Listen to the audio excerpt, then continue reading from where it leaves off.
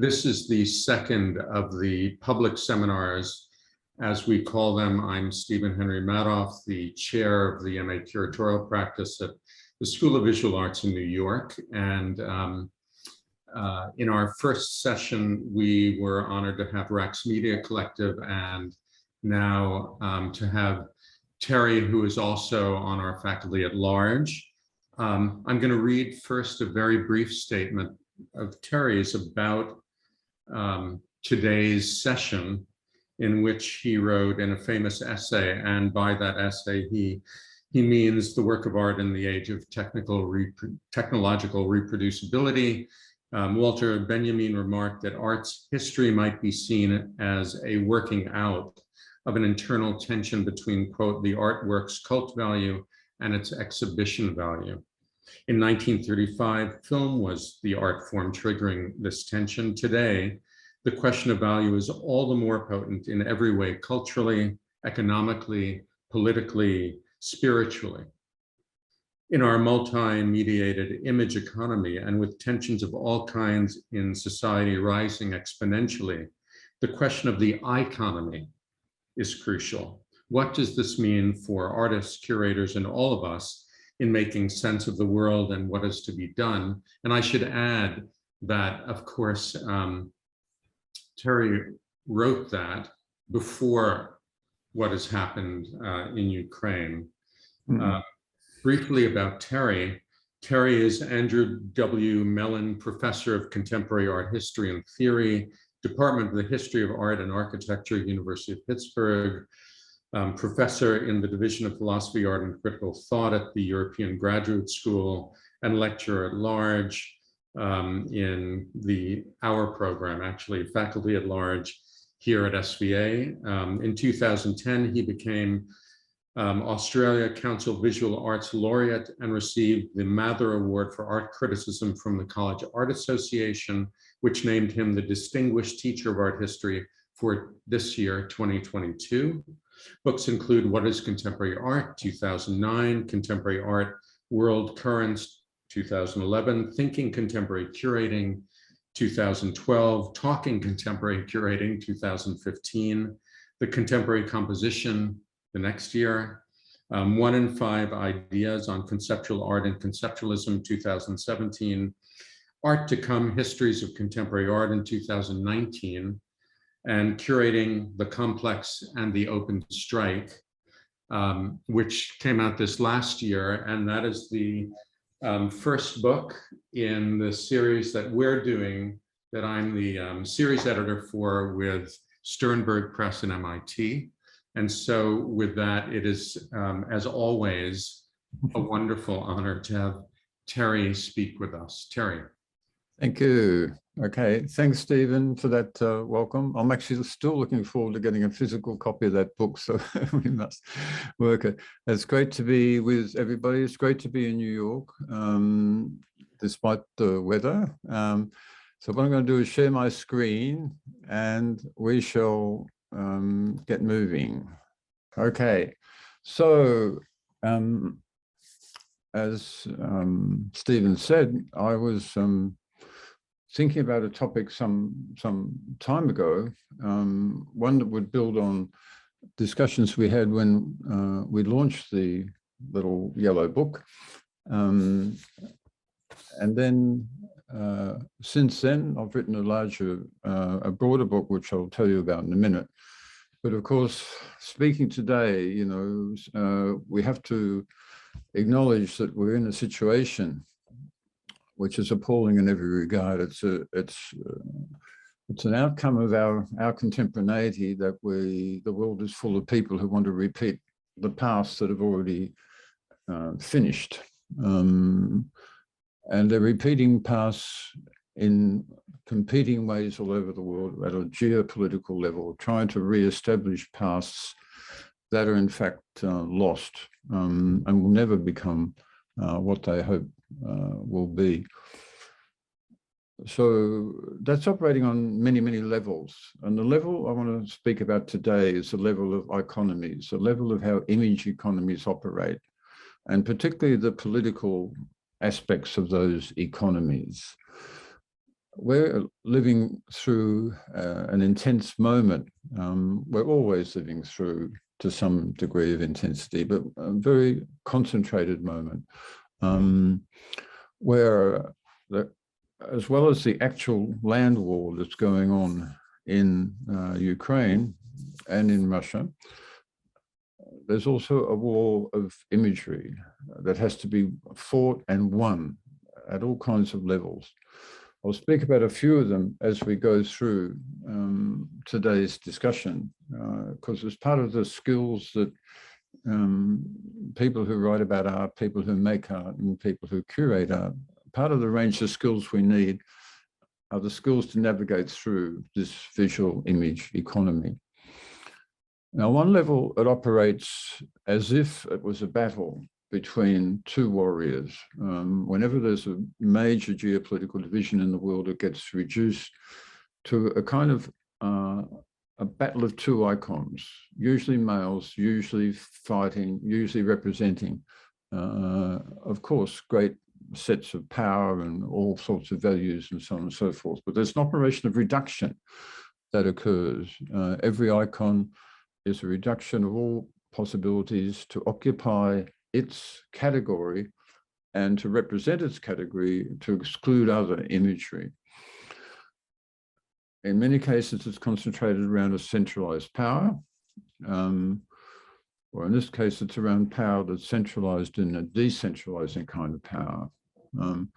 But within the way in which the image economy in the world works, that means imagery as it is circulated in all mediums, and in their integration, right, the management of imagery and its flow, there tends to be not just this reduction, but this reduction to points of enormous,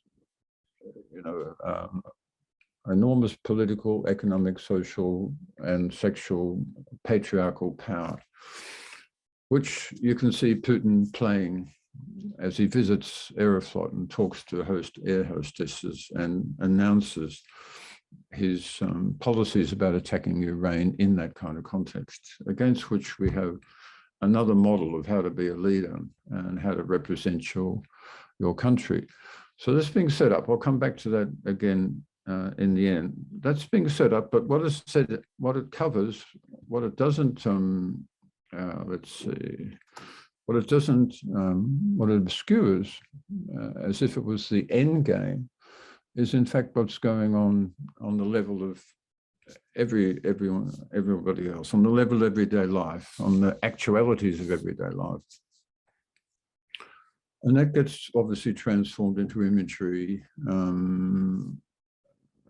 through photographs such as this. So this is kind of the base of the huge superstructure of imagery that we're embedded in, of course, mediates between us and what's going on. But we're embroiled and involved in this as well. So that kind of economy, that kind of logic of imagery is something we can immediately see operating and occurring right in front of us. You have to keep the particular and these general structures in mind at the same time. So it's with those thoughts in mind that I've been thinking my way from the book that Stephen showed you, that many of you were on the discussion we had last year when it was meant to come out and be available to everybody, and then the supply chains got stuck and now it's not going to be available for most people for a few months. So in a way, the talk today will take us in about half an hour, maybe 40 minutes, between these two books and these two sets of ideas. I've just introduced the second one briefly. We'll talk about it a lot for most of this talk.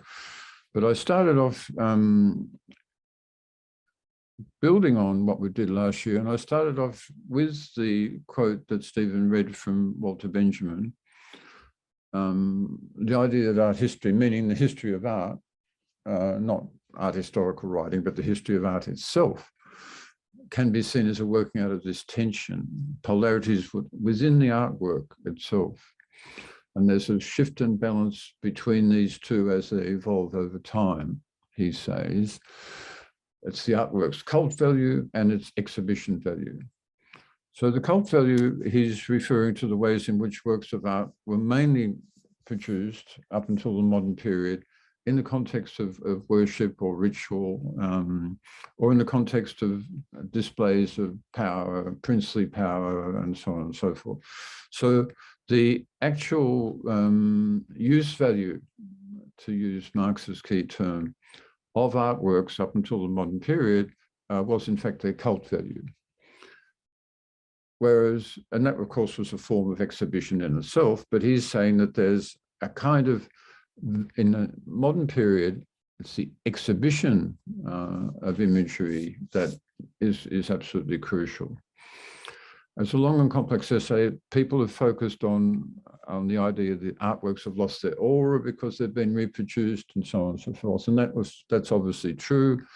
He was also aware that when you reproduce the work of art, it gathers its own different kinds of auras or internal power. Aura means the internal power of an image, although he defines it in a much more obscure way, but that's actually what he's talking about.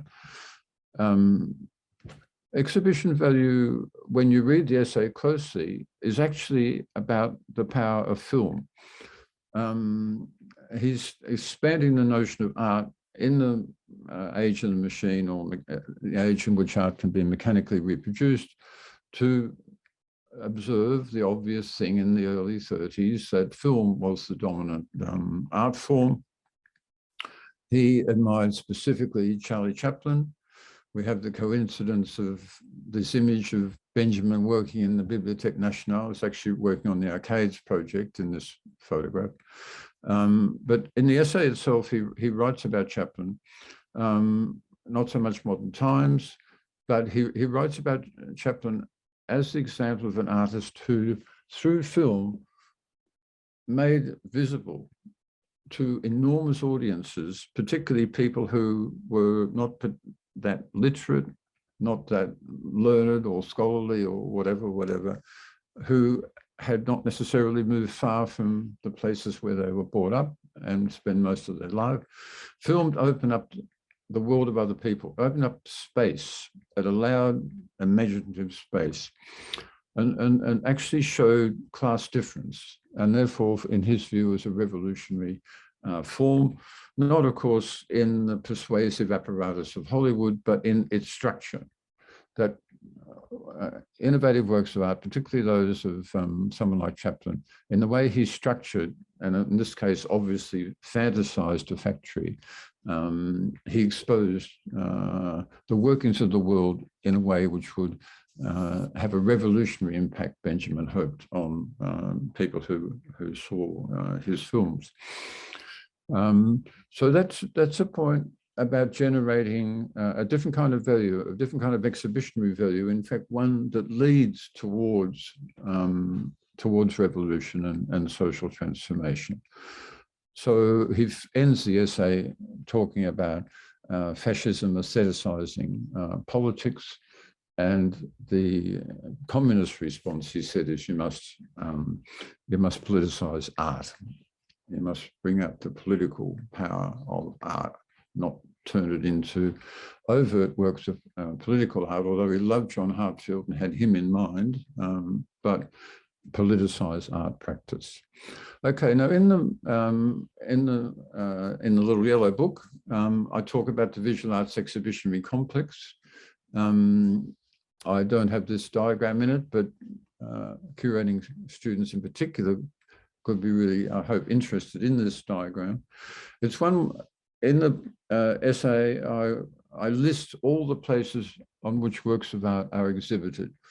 It's a very simple idea of just simply listing them all from the top left-hand corner all the way down one column, and then up to the top right all the way down the other column. And it's places where works of art have been exhibited historically for, this is mainly in the modern period we're looking at, but for many, many years before.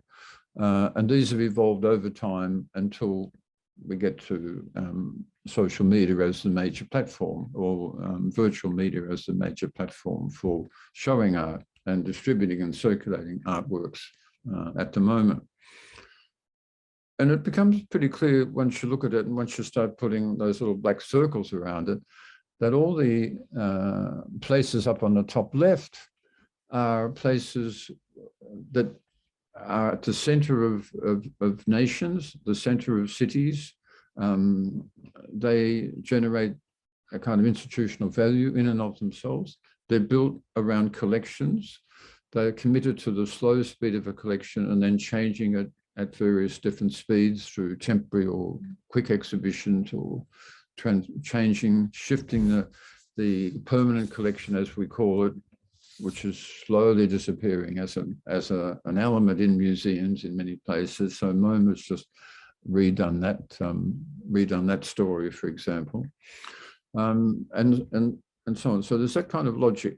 There are different values operating within that system, which I'll bring out in another diagram in 1 second. But if you look down the list, there's a whole different set of practices around commercial dealers and auction houses and art fairs. Biennials operate between both the museum-based places and the private collections and the art market. Biennials operate as a kind of temporary instantiation of an art museum temporary exhibition, but within a city, and they're connected to museums, but they're not institutionalized in a building, except of course in Sapole. On the right-hand column, starting with Kunsthallen in Germany, artists, or we could go back to academies in England and France, artist organizations to show work as it's being made, and not necessarily collect work, mostly not collect work. That's the energy of the right-hand column, showing and not necessarily collecting. And then all forms of public art, often that involves collecting and hoarding, but in terms of imagery, not so much the artworks, and memories, ideas, and so on. And patterns of behavior are collected in that kind of area. This is the complex, like an industrial complex, that within which curators work and artists work and art historians work and so on. We obviously connect with universities and publishing, and so there are many other complexes that overlay these ones, but for me these are the ones for curating.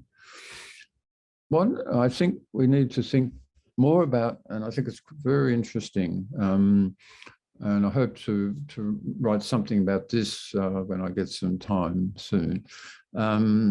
If you look through all those institutions that we spoke about, we realize that they are generators and perpetuators and innovators within certain value clusters.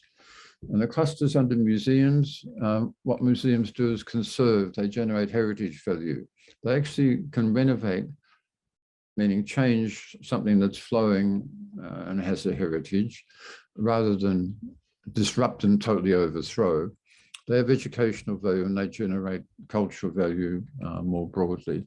Markets are always reduced to exchange value. Everything else about a market is dressing on the cake for the moment of exchange. That's the whole point. That's what generates its core values towards which everything else is subject. That's not the case in museums and so on, although of course the values seep in and out, but it's not core, where it is core for markets.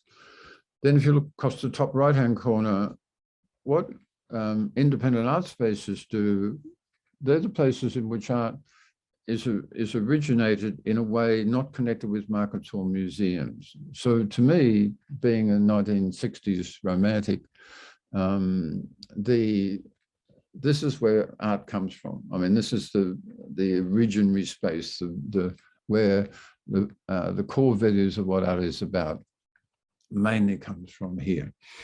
And of course, it spreads from everywhere else. Within the public domains, there are public goods of various kinds, social values of various kinds, and different sorts of cultural value generated. Within social media, there are specific values of virtuality. There are obvious social values within social media. There's obviously many social disvalues and dysfunctions operating as well, as they do through the whole system. So when we come to biennials, then coming back to the bottom left-hand corner, what that tells us is that there's a transition.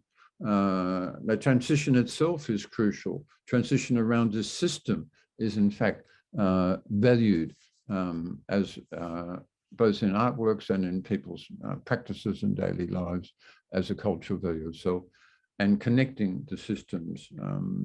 So you could argue that biennials generate those values as well as participate in many of the others. Okay, so there, just some preliminary thoughts. Would be very interesting to take that further within other ways that value is thought about in other aspects of our lives and our social formations. But I thought that it's interesting to try and bring that out, because in a way, all the things that we do are our choices between one thing and another. They preference one thing and another. They're not just political. In their deeper way, they are about generating certain values rather than others, and doing so in competition and so on. And that's a lot of the practice of curating, making those judgments for this value or that or the other, something like that. Okay, let me go on now more into the world I introduced earlier and what's going to be the subject of the next book I've done. I've just had an email to be out in June. I was told that this morning from Anthem Press. It's Iconomy, Political History towards a political economy of images. And so I've done two things. I've tracked, and I'll briefly summarize those in the rest of the talk. It's a way of thinking how images and therefore the work that curators do in this world of images, a way of thinking about its history in the left-hand column, because I'm going to quickly show you a whole very quick history of, I've got chapters on each of these things here, and then the current situation that you can see over on the right. Okay, so it's always important to begin from beginnings and from first peoples, the Lenape peoples, whose land on which in this maritime hotel I'm sitting, for example. But in Australia, Indigenous ways of coming to know the world, coming to know the way in which the world was created by ancestor figures, and is actually recreated every day by those figures and by the people now living. They have a kind of integrated economy, integrated spiritual economy, that's also very much to do with the materialities of their everyday life. That economy depends crucially on seeing the world in certain ways and seeing it through images, seeing those images changing. Literally being able to see images that people who aren't initiated can't see when they're looking at the same bit of a landscape or something.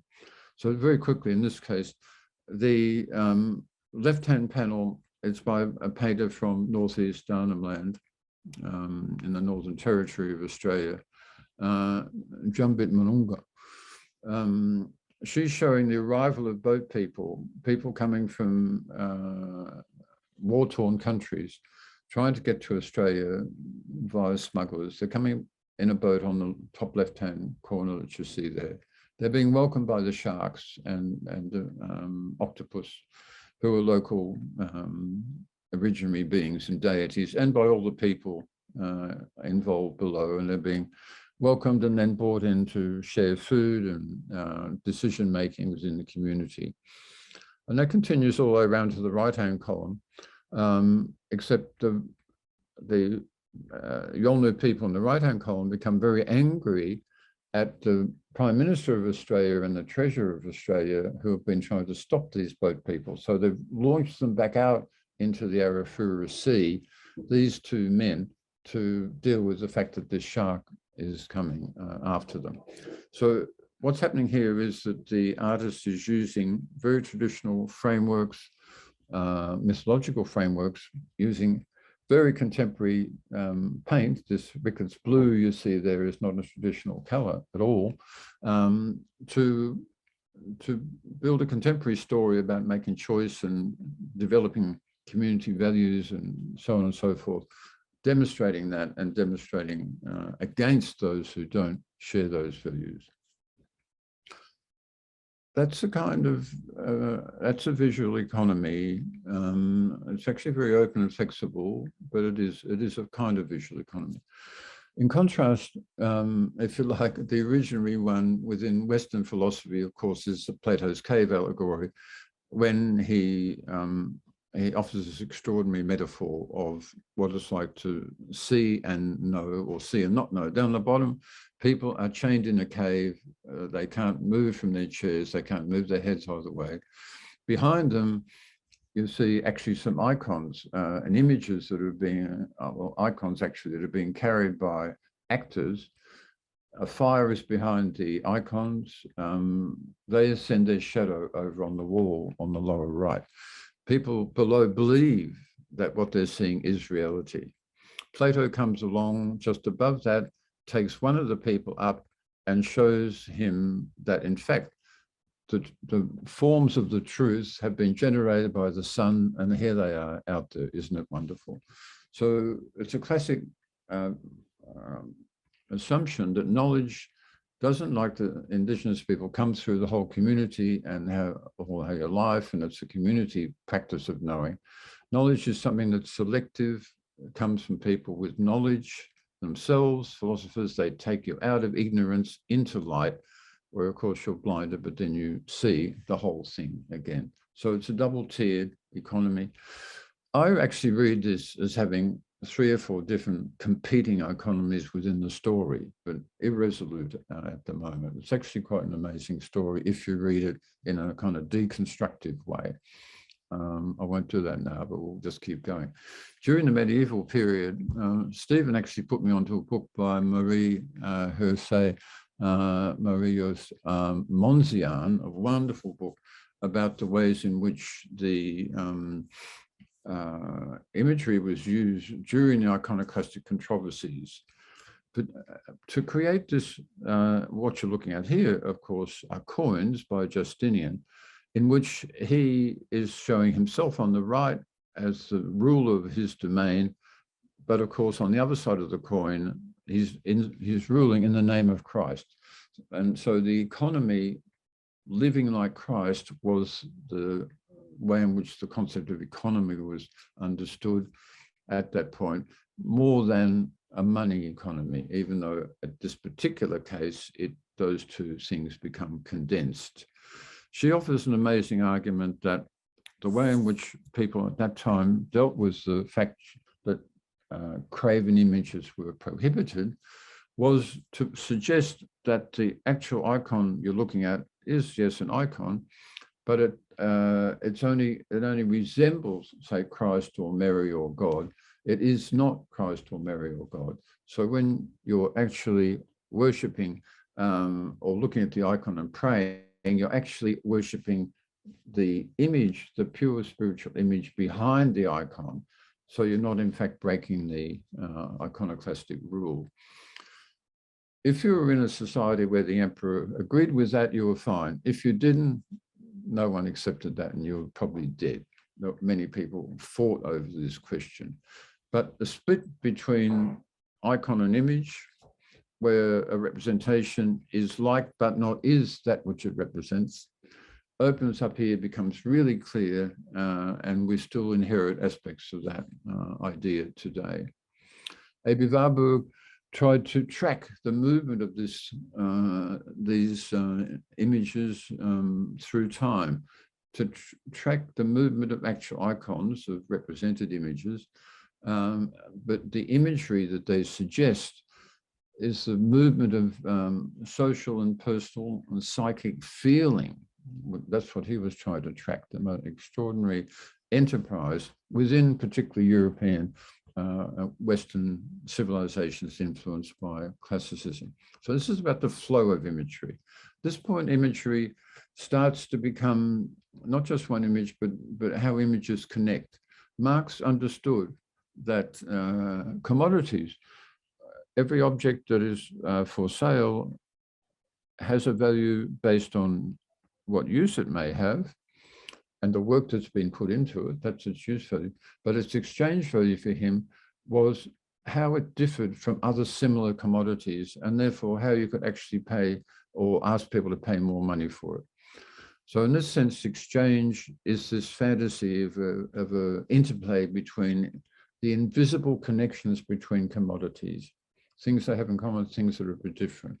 Think of any two items of clothing you might want to buy. Why do you do this one rather than that one, et cetera, et cetera. So every distinction that you make there is a distinction on a level of not something you're looking at, but a sort of imaginary array of objects and, well, commodities of commodities.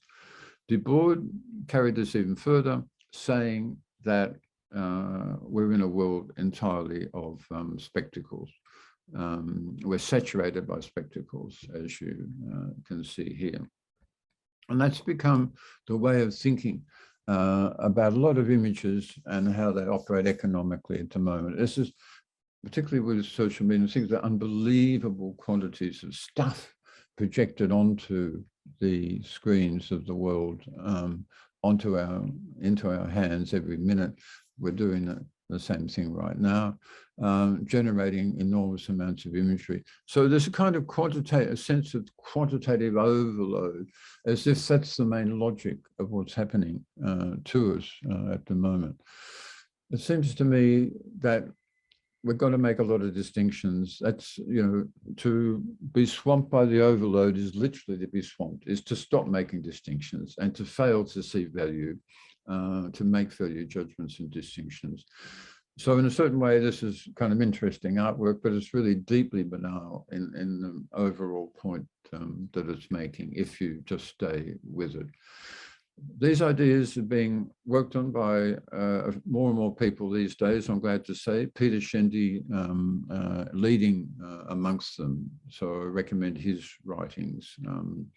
Very interesting speculations about images and economies as well. Iconomy is also the name of a design store in South Africa. It's a spigot for Minecraft. Iconomy is a company in the States that will promote your image. Just look at Kareem El-Jabbar, the way his image has been promoted in recent years, literally by a company called Iconomy. So the term is spread all over the world in capitalist promotion, just where you'd expect it to occur.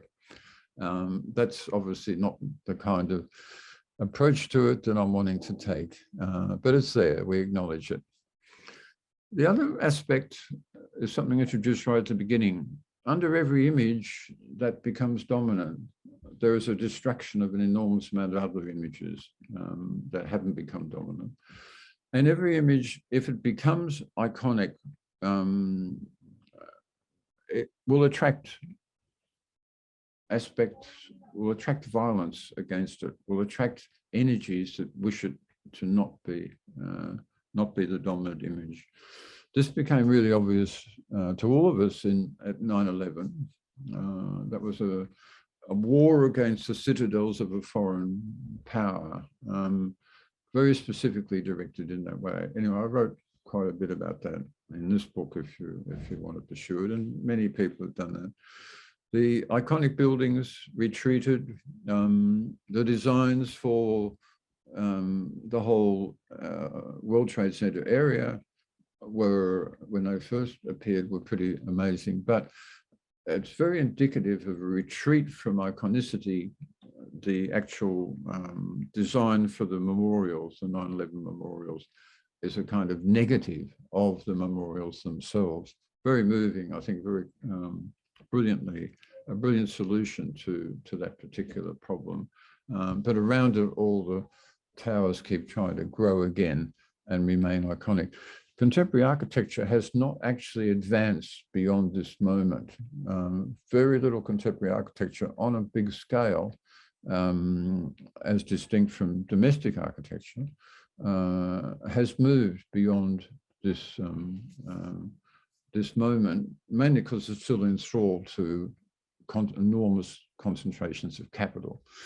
A lot of contemporary art has got the same problem. Anyway, Looking at iconopolitics in 2020, David Levi-Strauss's term, I acknowledge him in using this term. He's written some terrific things about how images operate within politics from your school, or recently. I think he's might have moved elsewhere, but he's done terrific work. So the iconopolitics of 2020, in a way, are summarized in this diagram. And whoa, I'm seeing I'm got a lot of time is being consumed. Can I do a bit more, Stephen? How are we doing? Can we go on? No, you're fine. Another 10 or 20 or so? Yeah, 10. Absolutely. Okay. Absolutely. Okay. So this is a cartoonist in Australia, June the 3rd, right? May the 25th is George Floyd, death of George Floyd. And he's doing this cartoon in a local newspaper about what's happening. Welcome to 2020. He's done it in the middle of the year. Normally this is a New Year's cartoon. So, but what's being welcomed in by this working, what in Australia called a working stiff, has been woken up. And he says to Mr. Scrooge, who's bringing in recession, come on in, wouldn't be 2020 without you. We've already got coronavirus running everywhere. We've got police beating on looters. The flames in the background relate to the enormous fires that spread throughout Australia in the first half of 2020. And of course, we have Trump holding up a Bible. Interesting. He's actually condensed the main concentrations of imagery that were exploding in the middle of 2020 and have continued to dominate up until, of course, the Ukraine moment. So it's fascinating to look at each of the image regimes that evolved around those three or four clusters.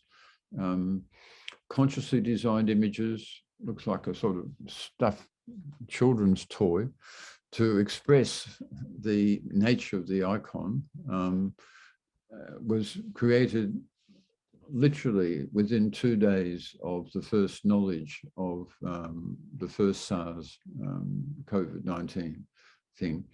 And that, of course, became in itself iconic, with lots of variations around it of people in hospitals and people dying, and then the numbers. And so you had a sort of concentrated icon of the disease itself, the internal atomic structure of the disease as it was attacking a cell. That's what's going on here. So that sort of dynamic is at the core of the imagery, and then huge amount of imagery gathered around that, disseminated through media and through government agencies and so on and so forth. But so that became a sort of regime of imagery, which I've written a whole chapter about. I won't devote anything more to this, but this, I couldn't resist showing this image of Donald Trump early on, trying to say, it's actually all right, we've got it all under control, it's not so bad really.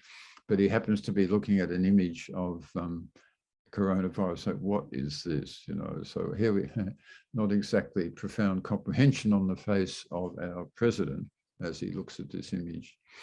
He spent this particular interview denying the fact that COVID was really a big problem. Somehow it threatened his great America, keep America great story. Amazing. When Donella Fraser posted her image, which she did, you know, about 4 hours after taking it, in a very politically conscious act. If you read her tweet, it's very political. She was reacting against the fact that the Minneapolis Police Department had put out a notice saying nothing really happened and just a minor incident, someone died by accident. And she said, no, that's not what happened. So that image cut through. It's an image that I'm actually not showing by itself. At the time, it became really crucial to show this image. It's very hard to show it now, particularly for African-American people to actually see and be drawn back to this image all the time. But I'm trying to show you how this system works. And LeBron James, 2 days later, showed you how this whole thing works. Icons become icons. They can be icons representing very different things.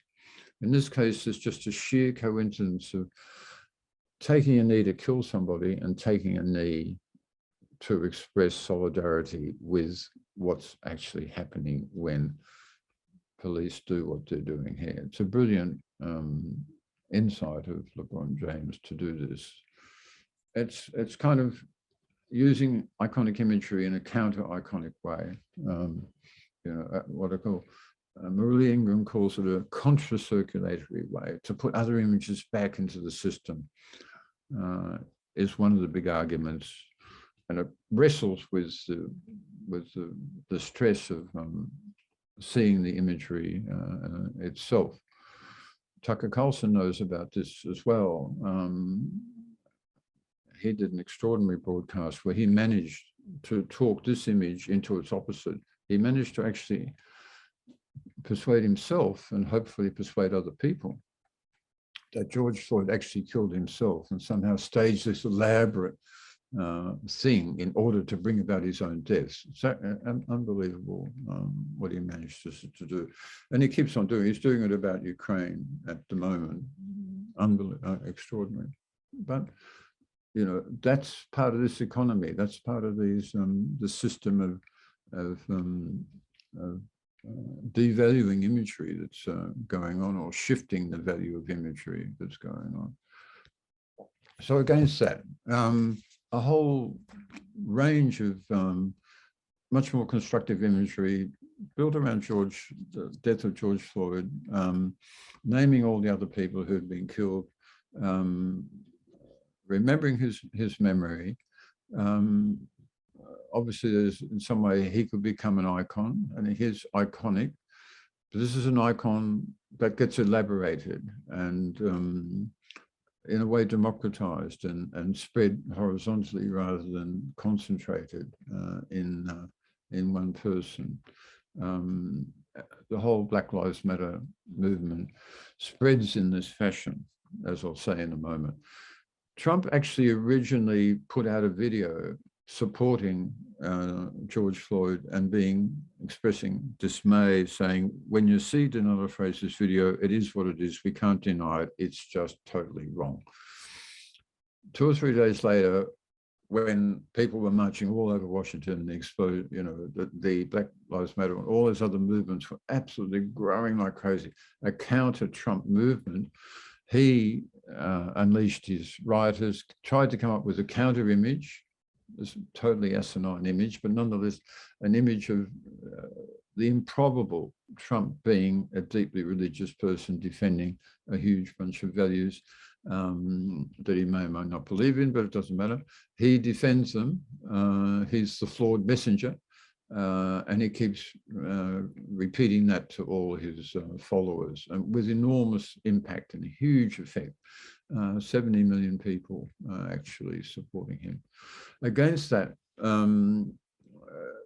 the image spread, like I suggested before, image spreading, it's more difficult to produce imagery of coeval communality, of a kind of shared consciousness and of coevality, not sameness or equality, but imagery in which our differences are recognized by each of us as coeval, as equally valuable, although very different. To produce that kind of imagery is a huge challenge, and it's happening.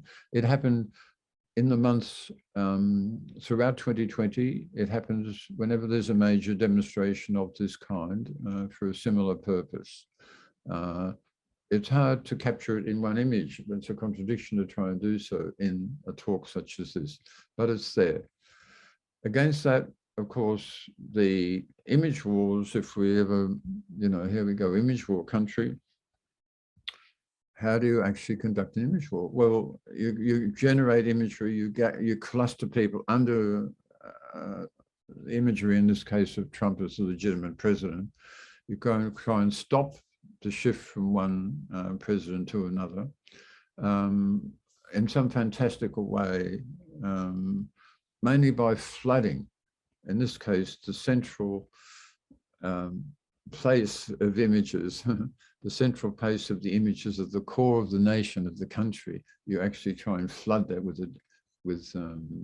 your own people. And what you do when you get inside is you discover, we're here, this is our house, we own it, but my God, after a while, it becomes clear that it doesn't own you, it doesn't want you there. The imagery within the building, if you follow the insurrectionists and the rioters and what they did, they just got defeated by the building.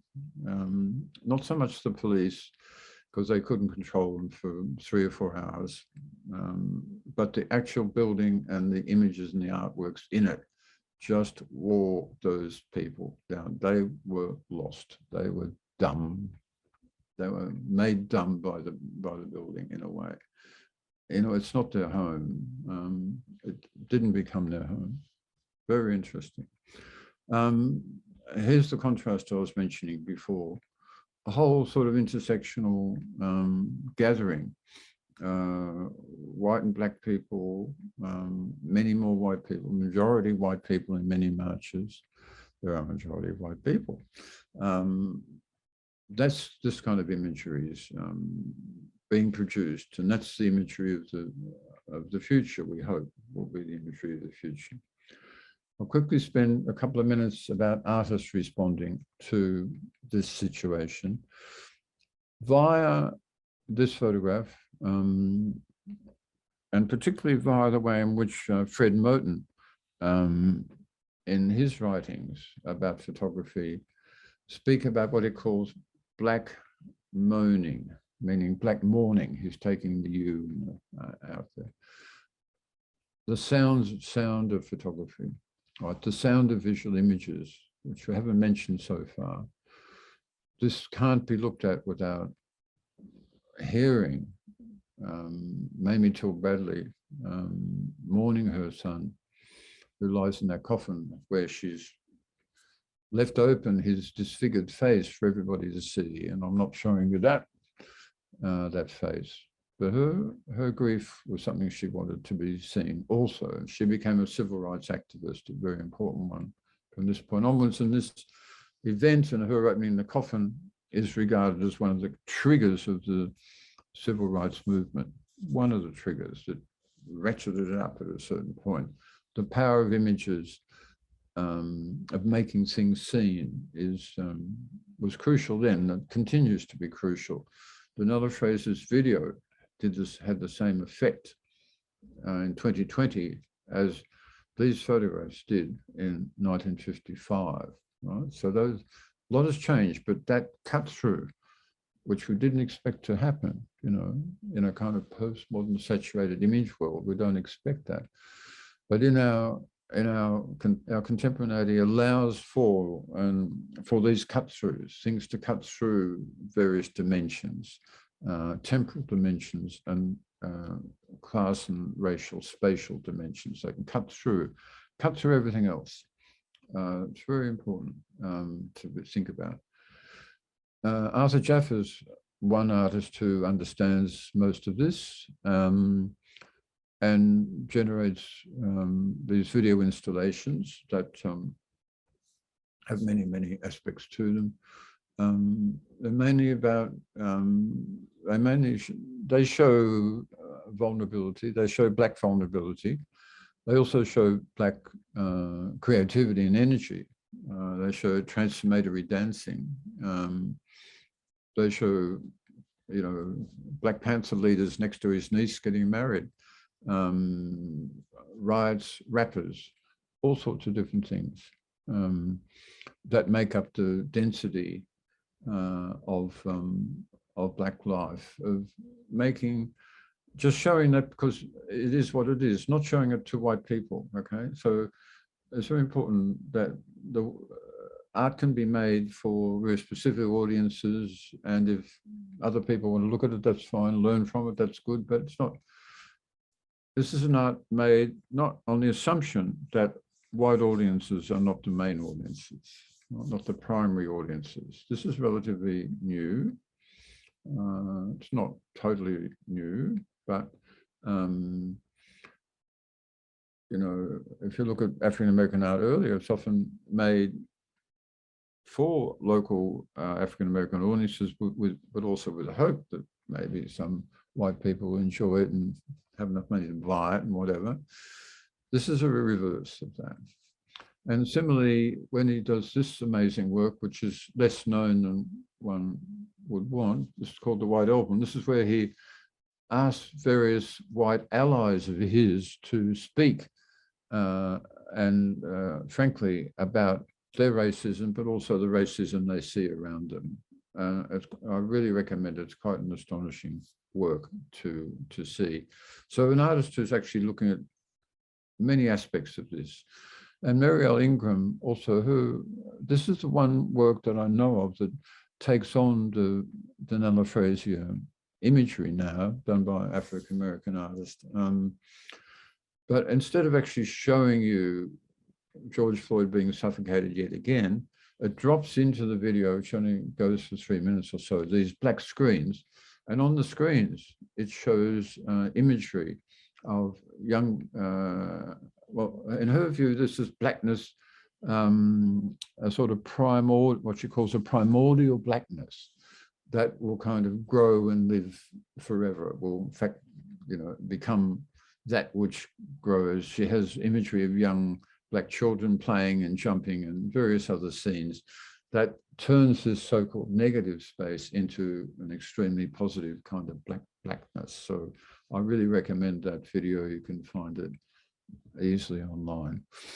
Against that, Joe Biden is offering us very low-key, conventional imagery, a sort of imagery of the president as was, which is basically all he can do in these circumstances, rather than go down the Trump path of, you know, crazy accumulation and so on and so forth. Steadily doing an amazing job at the moment about Ukraine, battling on other fronts, but at least in principle, pursuing a kind of series of principled objectives in his policy. So I'll just finish wrapping up, going back to where I started. We were just lecturing about art, post-war art in Eastern Europe last week in Pittsburgh, and I was showing students this map of the Eastern Bloc up till about 1991, and then whereas you see all the way over to East Germany, and, you know, including Yugoslavia, and, you know, on the left-hand side, Ukraine is not even mentioned. It's so obviously in the Soviet Union. Whereas after 1991, after the collapse of the USSR, all the countries, as you see, in Eastern Europe or Central Europe became more open and not tied to the Soviet Union. And that's obviously a point of crisis at the moment. It's as if we're reminded, this is Group Irwin's map of Eastern modernism, actually it's from the early 90s, the Slovenian group. That was when USSR had this dominant form, arguing in fact that Russian art was in fact a kind of modernism, which of course it was in various ways. Both Soviet socialist realism was a kind of modernism, but also the critical practices in the apartment art and the Moscow conceptualism was a kind of late modernism as well, and they were mapping that throughout the region. Very moved. I was very moved by the response. I'll just finish with the response of a couple of people within the art world in Russia itself. Anton Belov and the whole team at Garage basically went on strike the moment the invasion started. This is their announcement. They made this announcement a great danger to themselves. I won't say any more about that. but our thoughts are with them. Our solidarity is with Anton and the team and all artists in Russia who have moved actively to support the people of Ukraine, among them Pussy Riot, where you can buy this NFT and it goes to a group of people in the Ukraine who are supporting the refugee movements at the moment. And so we finally come back to what's really going on, not Putin versus Zelensky, who I should have spelled, I've misspelled his name, Volodymyr, sorry. I apologize. That's what's happening now. I'll stop there. Okay, so Terry, thanks so much. You know, one thing I'd like to start with is the notion that, you know, when you talk about the image regime of the iconomy, you're talking about, of course, with the notion of the regime, the, what should I say, the infrastructures and rhetorics of situated power. Mm-hmm. And when we think about that in terms of what the value of the image is, I immediately think, and even looking at some of the images of George Floyd and so forth, that there are expiration dates also for images, and that the churn of the image economy is something that in some way I'd like you to situate within the notion, for those of you who have not seen this book yet that we did, again, Curating the Complex and the Open Strike. And that second part of the book, which is about the notion of open strike, is one in which within the infrastructures of power, which continue to exist, there is the possibility of resistance and change. Right. And so, you know, is there a way for you to tie together, as we look particularly at this terrible moment in Ukraine, to think about the way that the image economy can work toward resistance, toward what Bach, of course, calls, in terms of the image regime, the punctum, the way that an image can puncture and have value, have continued value. Right. Yeah, of course, Barth's punctum contrasts to the studium, and the studium, what he calls the studium, is the way in which images fall into a kind of conventionality, and as I would say, that they get a kind of economic power that settles everything down into a certain framework, where we often see one image is at the heart of that, like the image of Putin and all of his power. But we tend not to notice the fact that everything is clustered around this dominance. It becomes a sort of second nature imagery. So he even, of course, was famously against overtly political photographs because they were just too obviously about what they were. And for him, the studium was the personal, was a detail within an image that you could attach, you could be moved by personally. Right, the punctum. Totally arbitrary personal fashion, which is where I think his idea is limited, right? Becomes limited because it is entirely subjective. In other words, he opened up a gap between utterly individually specific subjectivity of response. This looks like my mother. I'll move, you know, it reminds me of my mother's belt buckle, you know, therefore I'm moved by this photograph, okay? That's incredible, you know. So that has very little political potential. You've got to actually tie the subjective movement to the broader, to actually shaking the studium, if you like. So there's a whole, the economy, the idea of an image economy that I'm trying to articulate now. At the back end of the book, there's 3 or 4 pages where I kind of lay out some kind of principles that try and connect the specifics to the generalities, which is, really what your question is about. How is that done? Well, it's done we can actually see it operating now. We can actually see Zelensky, his first move was to go into a bunker and resist, right? What Zelensky is doing is moving between these two registers of the imagery. He's broadcasting from on the streets, like everybody else. He's broadcasting in front of well-known government buildings. Just yesterday, he went into his office, right, and broadcast to the House of British Parliament, because that's appropriate. I'm going to talk to these British parliamentarians. I'm going to go into my office and be president. Also saying to Putin, I'm here, you've got to knock me off my purchase. So you may say he's got image advisors or what, doesn't matter. He's actually understanding that there's layers and levels to this economy that you can physically inhabit. So I think he's himself trying to keep the situation open. And he's got, of course, the backstory is I'm going to do this until they actually end up killing me, right? So that's even as we speak, the whole situation with him could have changed before I started talking. It could have changed awfully in the wrong direction for him.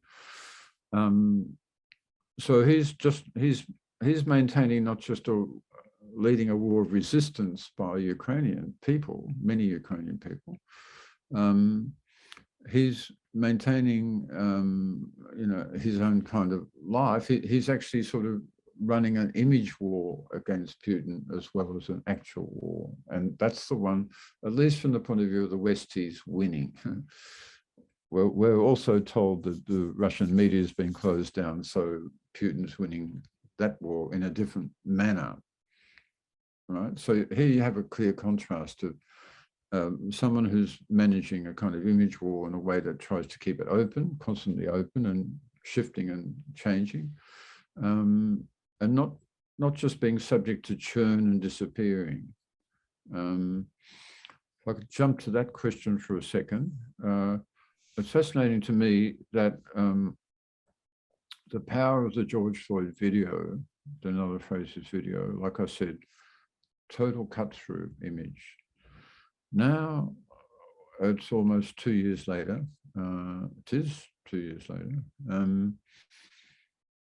You very rarely see that image, partly because many African-American people just can't stand looking at it anymore and don't want to see it, which is perfectly reasonable, understandable.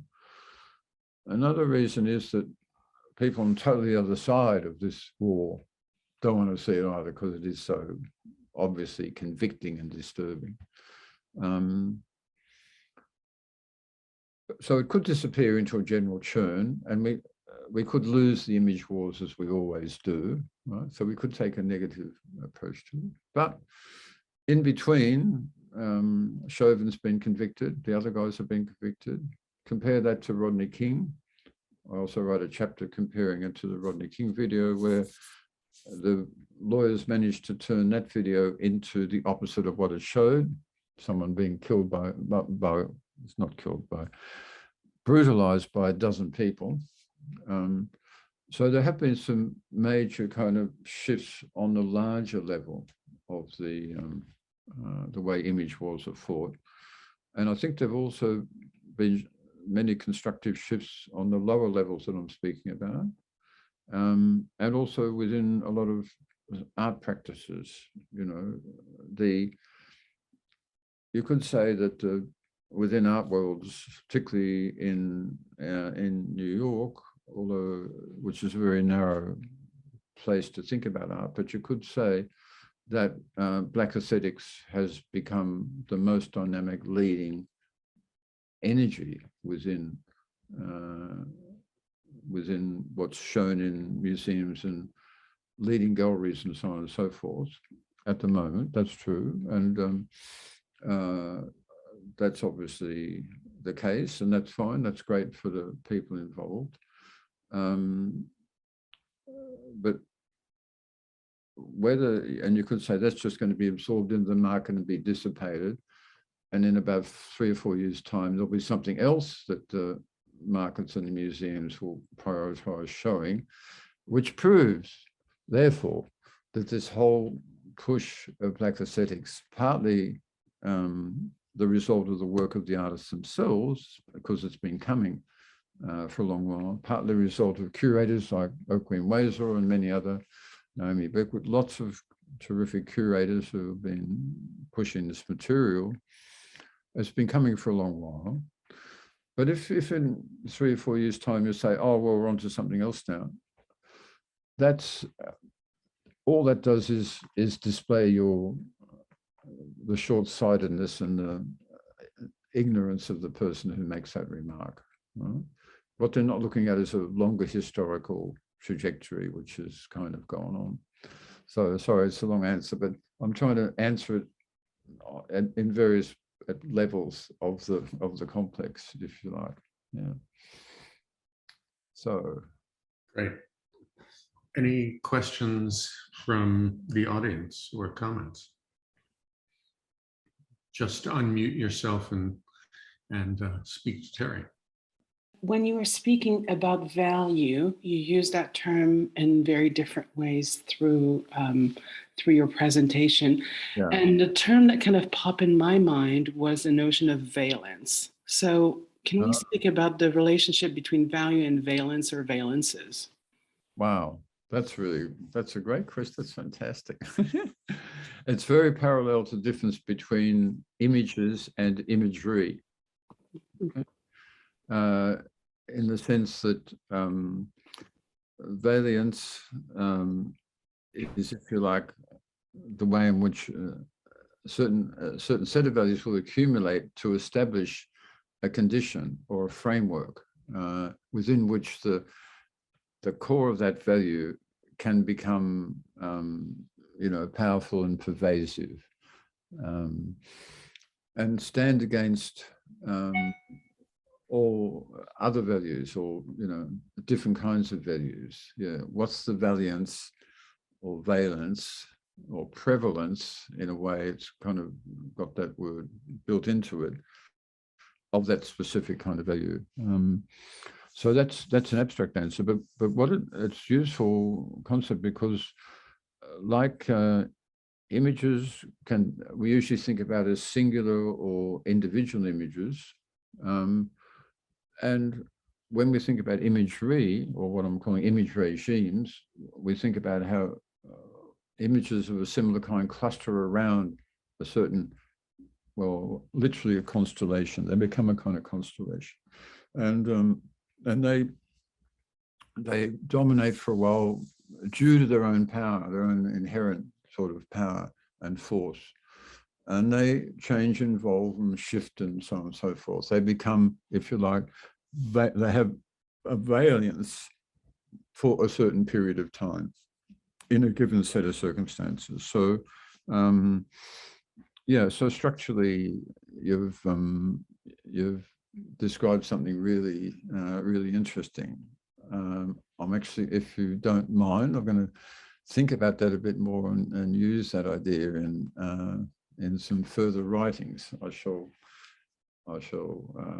honor you for that, making that suggestion. So thanks.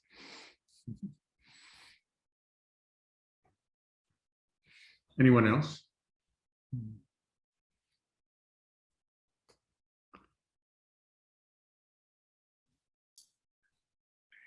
Going once, going twice. Brian. Another one, yeah. Hey Terry, I was wondering how it ties back to Warburg's pathos. What is it? The pathos formula. And this, which seems like also like a more open-ended kind of taxonomy for way of organizing images. I think, as you said, according to a kind of emotional expression. Yeah. We did a seminar Warburg's Atlas just a few weeks ago in Pittsburgh, because they happen to have issued a huge volume, about this big, of the actual screens where he pinned the photographs, that you can sort of look at and actually see the photographs close up enough to understand what he's done. It's about a sort of 100 pages of incredible stuff. So we looked over that carefully, and they've linked it with, he himself only made a very small statement about that project. So we're talking about A.B. Warburg's Memosin, or Memory Atlas, right? That he did various versions of it, but the main one he completed in 1929. And on the face of it, it's just an art historical, art historian. I mean, I've always been profoundly moved by it, because he had somebody who set up a series of boards on which he hung black hessian, and then simply took photographs or prints and put them out in an order that he kept kind of changing. But what he was trying to do was trace the images of classical images during the Renaissance, the persistence of images from classical Greek sculpture and painting and mural painting, Pompeii and so on, through the in Renaissance paintings. He obviously discovered that during the Renaissance, there weren't just beautiful, refined classical images. There were lots of images of pagan gods and hybrid mixtures and all these weird things.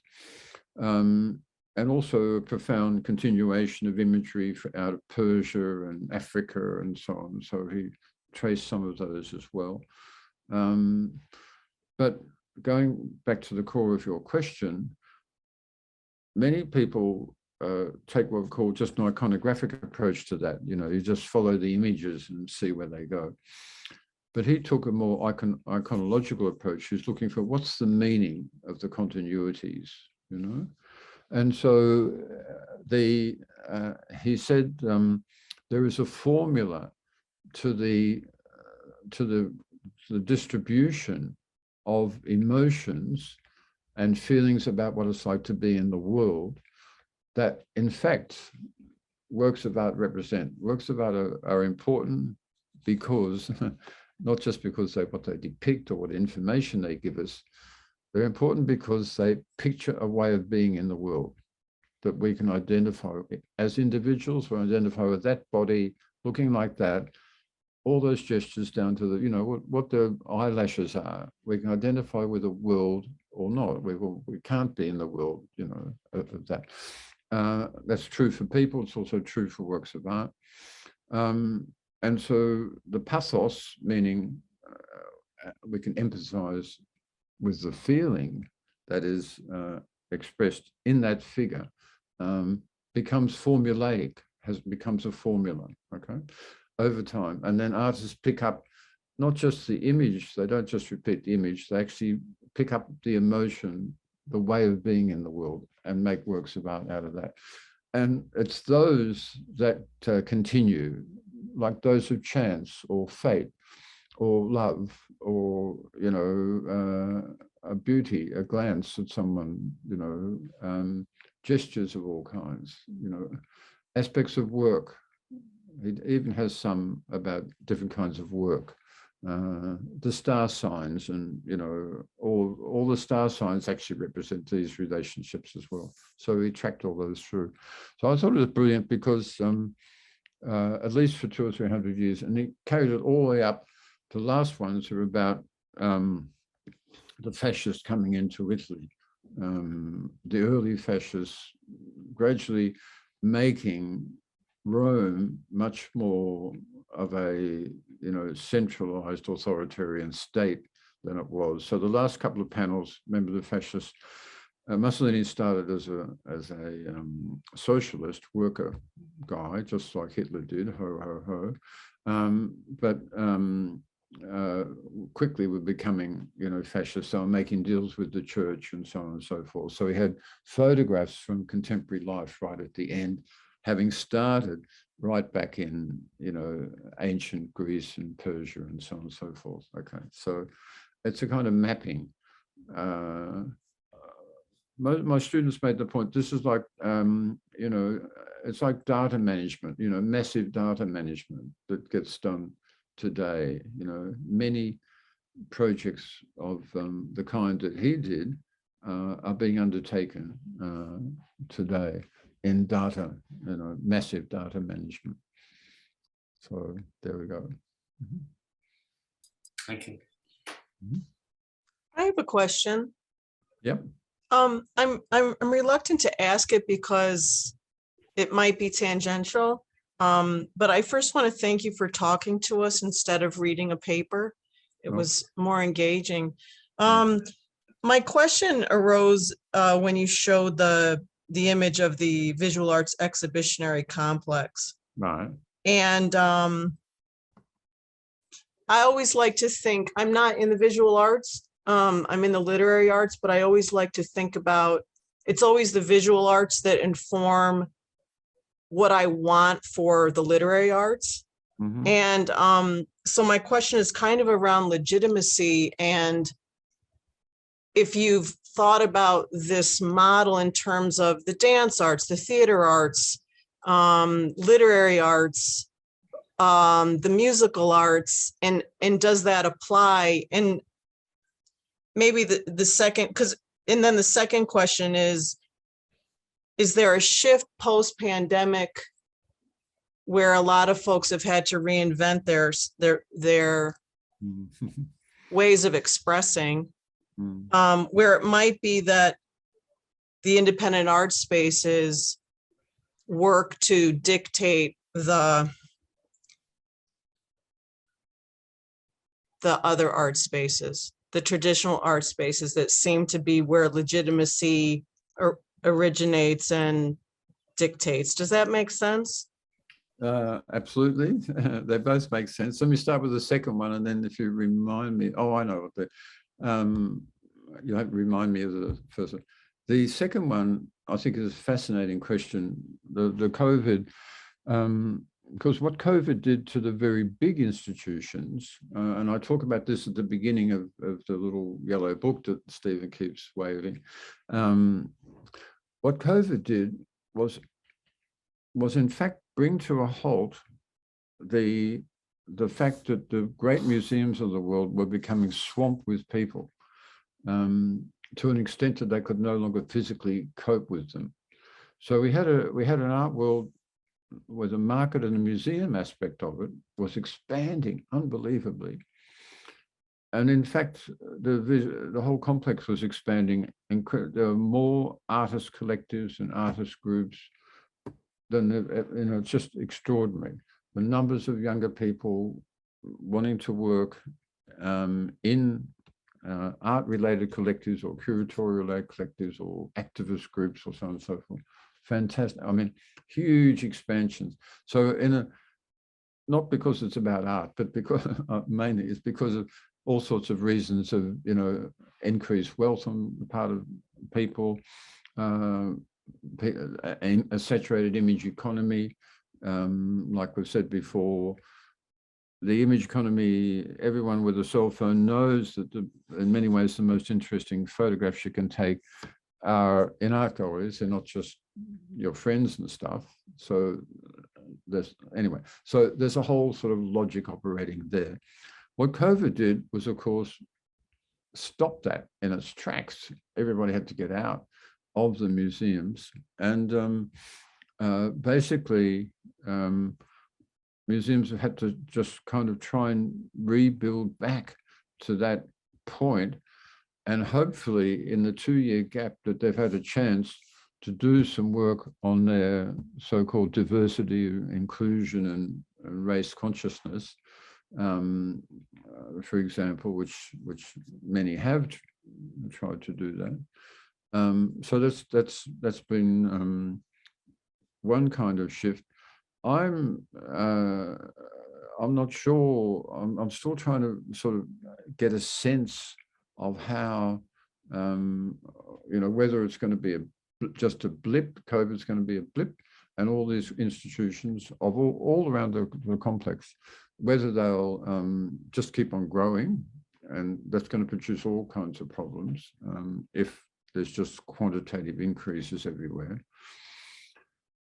Because the society as a whole is not asking for that from the arts, right? It's asking for ways of understanding difference and ways of conceiving conflict, ways of how we're going to live in this world that we're destroying, you know.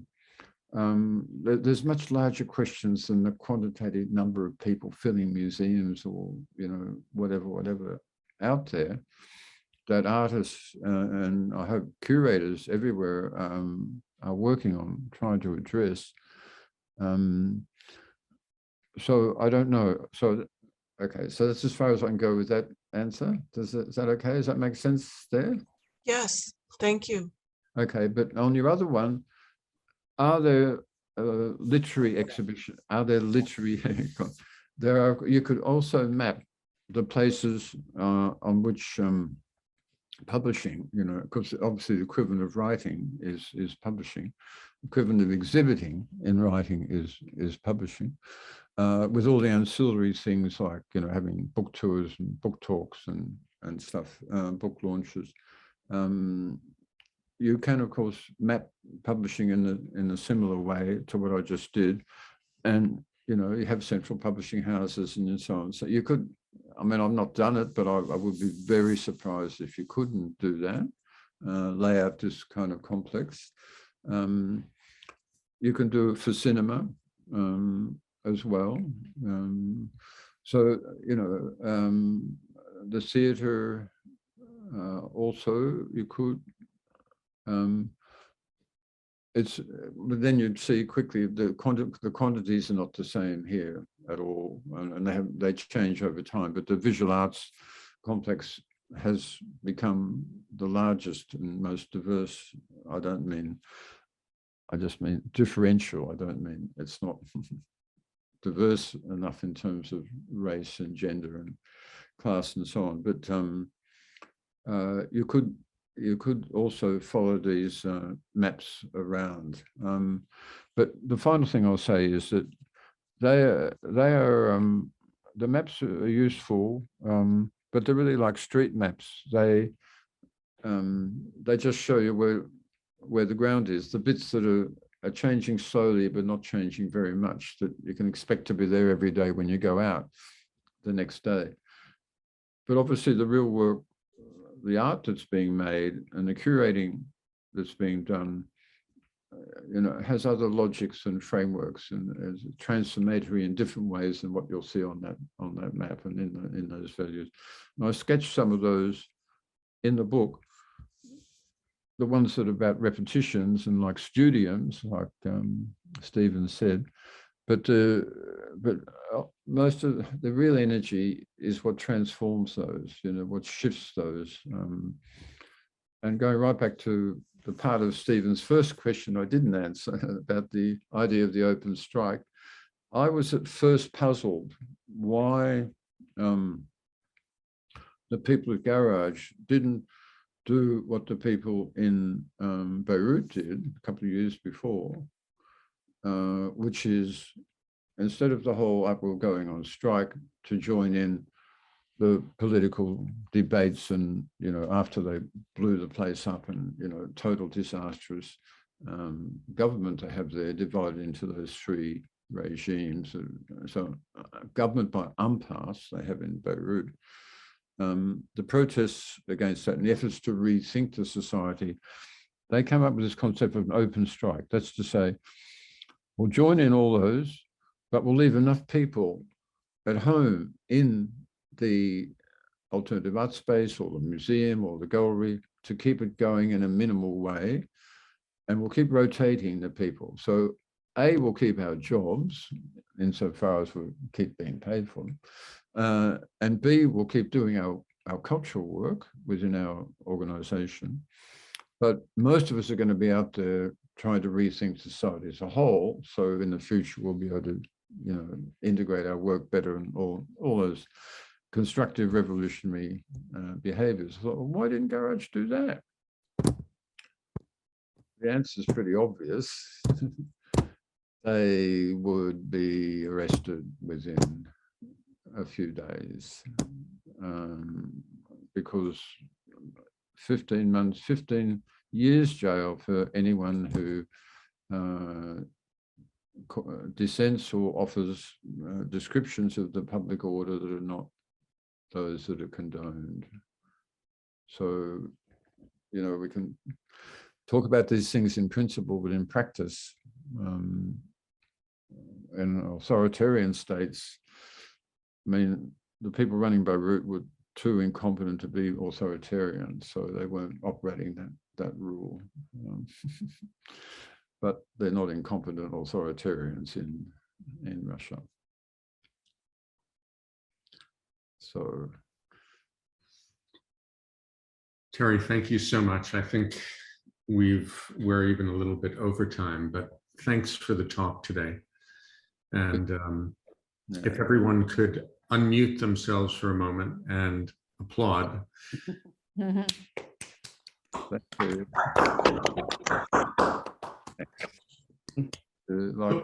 The book, by the way, is available. If you go on Amazon or go to Sternberg's site or MIT's site, the book is available now. So.